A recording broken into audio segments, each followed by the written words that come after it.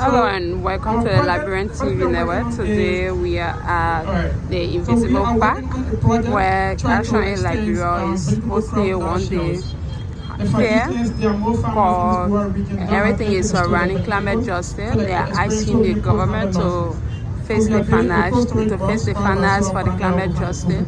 Yeah, so we'll be listening to them and also have Liberian local businesses here that will be showcasing their businesses. You see a lot of business, so just keep watching as we see most of the things that are made in Liberia, and they are all organic and trying to climate. So let's go. Thank you for always starting Liberian TV Network. Maybe okay now.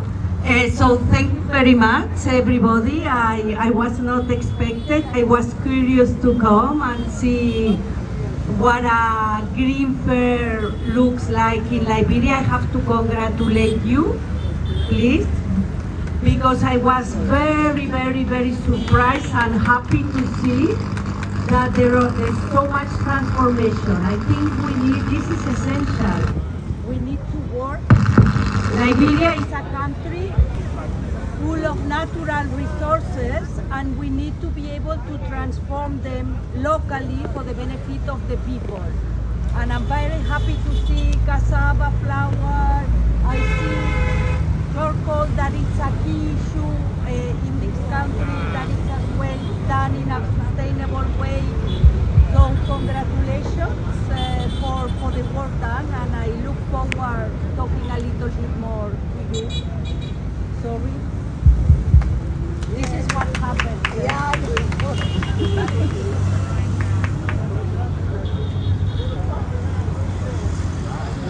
Of Agriculture for remarks, representing its Minister Princess Moba, Assistant Minister for Planning and Development. Welcome, sir.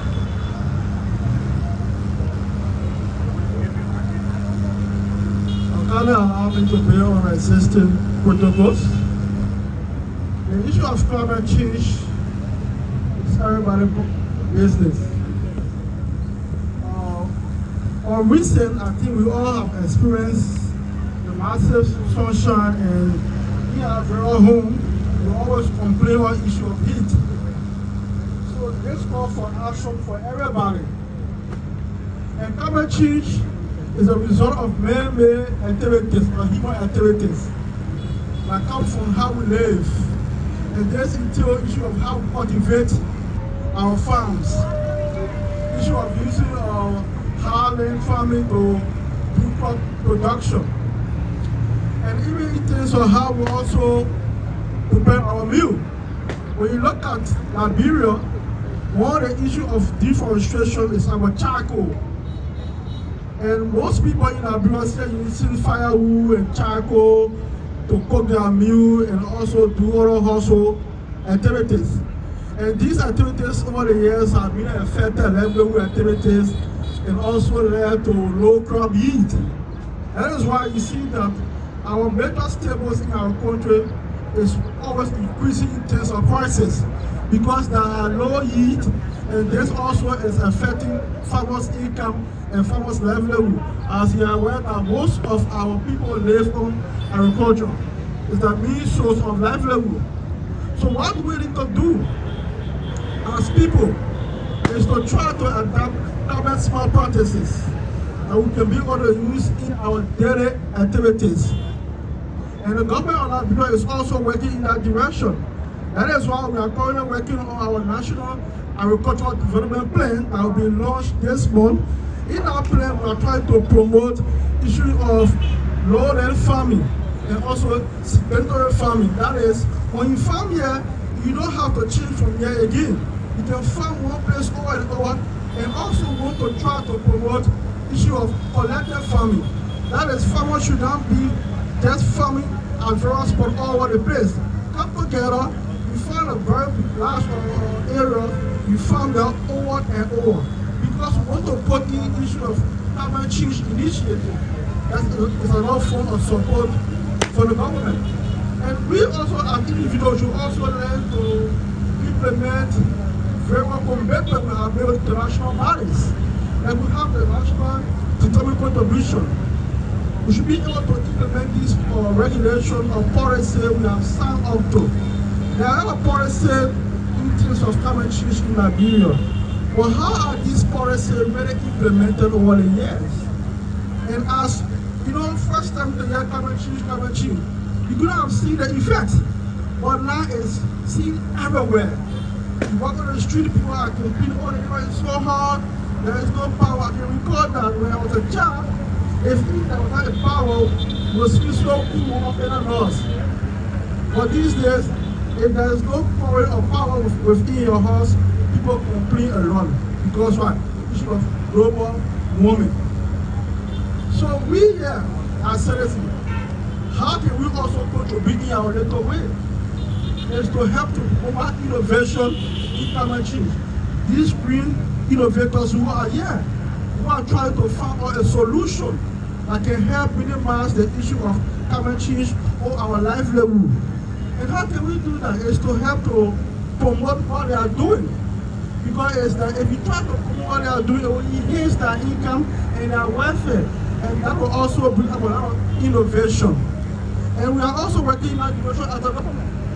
Now what I was just telling the ED down there that based on what I'm seeing here, there are a lot of great orders for farmers for the Ministry of Agriculture for this innovation. We just have to find the rightful connection, that is someone who will tell you, oh, they have this grant here, you apply for it. It's transparent, you don't have to know anybody by the way. We have grant for Stampy, grant for Retrap, that promoting the issue of innovation in agricultural activities. Like I saw people are having coconut, rice. These are all value chains that have been supported by the government. So we just need to network and be more innovative. There's a recent report from the World Bank, country report on climate change. If we don't take action, this is not about the government alone. It's not about our partners alone. It's a collective effort. It has been projected that by 2050, it will not take the literal measures to put in place. About 1.3 Liberians will be in poverty because of climate change. So this call for collective effort for we all to work together to get a great environment. You always feel good that when you go to an open environment, you see a tree there, you sit on it, you enjoy yourself. But how can we be able to sustain these things? It requires collective efforts and to support innovation that will help to reduce greenhouse gas emissions. Thank you. The Agricultural Transformation and Revitalization Project, STAR project for short. So before I start to tell you about the project and how our businesses here can become beneficiaries of our project, I would like to say a big thank you to ActionAid Liberia for giving us the opportunity to come and just sensitize us all about how we can benefit from our project. I hope everyone can see me. Okay, so at the project, the STAR project, we give out support to farmers in 3 value chains. So these 3 value chains are rice, oil palm, and horticulture. Horticulture is also referred to as vegetables. So at the project level, we are currently implementing in all of the 15 counties. Initially, we were implementing in just 9 counties. But when we saw how our grantees were actually doing well and we saw the developments in their businesses, we decided to expand in all of the 15 counties. So currently, we are implementing all of the 15 counties. And our main value chains are, like I said, rice, oil palm, and horticulture vegetables is also known as horticulture, which is also known as vegetables. Well, in these 3 value chains, whether you are a processor, whether you are a producer, whether you are an aggregator, it doesn't matter as long as you are part of either of these value chains, you are welcome. We say you are welcome, 100% you can benefit from this project because this project objective is to increase the productivity and commercialization of small businesses. So I'm happy to be here. Like I said, the grant that we give out to our businesses is called a marching grant. But somebody may ask, who are those that can benefit from this marching grant? So So in order to benefit from this marching grant, you must be one, a registered business, who we call our small and medium enterprises, SMEs for short. Those who are doing processing, those who are doing aggregating, whether you are registered, you pay your taxes to the government, you are welcome to apply. We also give our support to cooperatives who are in our 3 value chains. So once you are well certificated by the CDA, the Cooperative Development Agency, you can apply as well. We also support farming-based organizations. As you are aware, it is not all of our farmers in Liberia who are part of cooperative. It is not all of our farmers in Liberia who are well literate, I'm sorry to say, that have, well documentation, that have a bank account, that are paying taxes to the government, right? So we group these farmers into a group called our farming-based organization. So these farming-based organizations, FBOs for short, they too can benefit from our project. So how do they benefit from our project? If you are a farming-based organization and you produce your vegetables, what we do, we have what we call our county focal points. These are extension staff that work for the project. They are at every county level. So they meet with your group, mobilize your group, register your group, so that we can have your names and identification in our system, and we procure all of the agricultural inputs, whether it is seeds, whether it is fertilizers, whether it is agrochemicals, whether it is just basic cutlass, shovels, protective gears like raincoats, gloves, all of these things. We procure these things and give it out to our farming-based organizations, because these people, they are not capacitated to, run after the grant process. So these are ways we try to get this support out to all of our farmers everywhere. So I would like to caution all of you here. Before I forget, I would like to recognize 2 of our grantees who are currently here today. We have JPOM. JPOM is one of our beneficiaries of our project. We have JPOM having to run. Yes, thank you to JPOM. And they are doing extremely well. We are so proud of JPOM. So JPOM is one of our beneficiaries. JPOM won a grant from us. They are part of our first cohort. And we had Sam Jack, but they are gone already. So they are into the processing of vegetables. So they process cassava into deeper. They process plantain, what we call palava sauce, potato grains, all of these things. They do their own processing and packaging. Yes. So I would just like to caution all of you, to come on board. If you have not yet heard about us, well, it's good I'm here today. So just educate you all that this is what the Ministry of Agriculture is doing, and you too can be a part of us. You too can benefit as well. Just as we have the STAR project, we also have another project called the Rural Economic Transformation Project, REACH for short. So this project is like a sister project to STAR P.